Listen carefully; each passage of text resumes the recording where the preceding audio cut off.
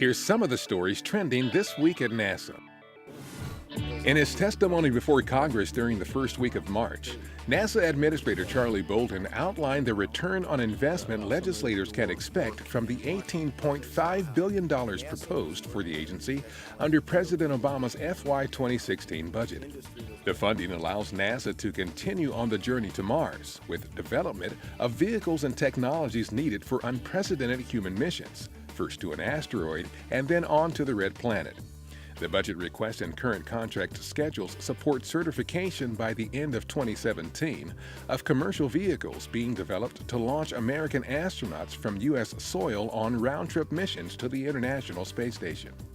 It also further enables the agency's quest to improve life on Earth, with technologies for greener, quieter aviation and investigations to enhance the health of our planet's climate.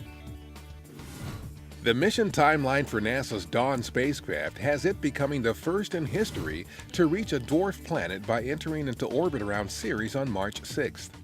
Located in the main asteroid belt between Mars and Jupiter, Ceres is the largest unexplored world of the inner solar system. The March 1st spacewalk outside the International Space Station was the last in a series of 3 to prepare for the installation of new docking ports for future use by U.S. spacecraft carrying crews launched from Florida. During the spacewalk, NASA astronauts Terry Virts and Barry Wilmore completed the installation of 400 feet of cable and several antennas associated with the Common Communications for Visiting Vehicles system known as C2V2. NASA astronaut Scott Kelly and Expedition 43 crewmates Gennady Padalka and Mikhail Kornienko of the Russian Federal Space Agency are in Star City, Russia for training and other activities prior to their launch to the ISS later this month. The trio is scheduled to launch on March 27th Eastern Time aboard a Soyuz spacecraft to the station, where Kelly and Kornienko will become the first crew to spend a year aboard the ISS, conducting research on the effects of long-duration space travel on the human body.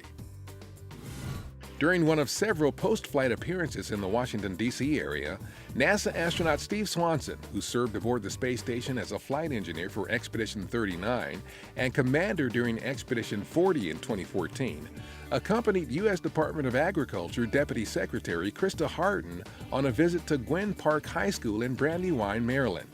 They spoke to students about science, technology, engineering, and mathematics, and the connection with the future of agriculture, including Swanson's research in vegetable plant growth aboard the ISS. On March 3rd and 4th, NASA's History Office and the Smithsonian National Air and Space Museum co-hosted a public symposium at the museum in Washington to commemorate the establishment 100 years ago of the National Advisory Committee for Aeronautics, or NACA, NASA's predecessor. The symposium featured words from NASA Administrator Charlie Bolden, a panel discussion moderated by the agency's chief historian Bill Berry, and more.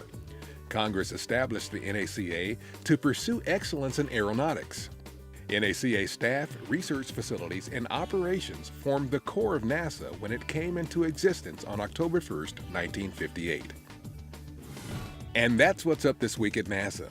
For more on these and other stories, follow us on social media and visit www.nasa.gov/twan.